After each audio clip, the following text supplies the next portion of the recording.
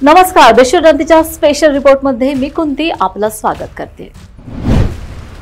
औरंगजेब हा भारताचा सम्राट होता। या समाजवादी पक्षाचे आमदार अबू असीम आझमी यांच्या वादग्रस्त विधानावरून बुधवारी महाराष्ट्र विधानसभेत प्रचंड गदारोळ झाला। एवढेच नाही तर विधानसभा अध्यक्षांनी अबू आझमी यांची चालू अधिवेशनातून हकालपट्टी केली आहे। महाराष्ट्र सरकारचे मंत्री चंद्रकांत पाटील यांनी निलंबनाचा प्रस्ताव मांडल्यानंतर हा निर्णय घेण्यात आलाय।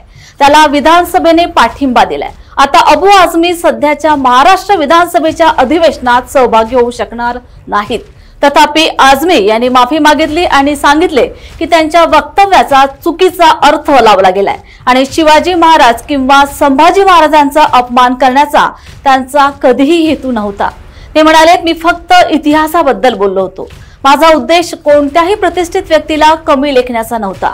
विधानसभेच्या अधिवेशनात भाजप नेते सुधीर मुनगंटीवार यांनी आझमी यांच्या वर्तनासाठी निलंबन पुरेसे नाही असा युक्तिवाद केलाय। आमदार अबू आझमी यांच्या निलंबनाची मागणी त्यांनी केली। मुनगंटीवार यांनी महाराष्ट्रात परमपूज्य असलेल्या छत्रपती शिवरायांचा आदर करण्याचे महत्त्व सांगून त्यांच्या वारशाचा अपमान करणाऱ्यांना केवळ निलंबन पुरेसे नाही असे सुचवले। मात्र सर्वोच्च न्यायालयाच्या निर्णयानुसार आमदारांना एकाहून अधिक सत्रांसाठी निलंबित करता येत नाही असे चंद्रकांत पाटील यांनी स्पष्ट केले।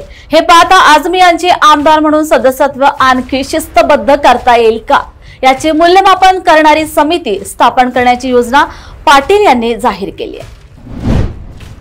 अशाच माहिती जाणून घेण्यासाठी तुम्ही बघत राहा देशोन्नती। नमस्कार।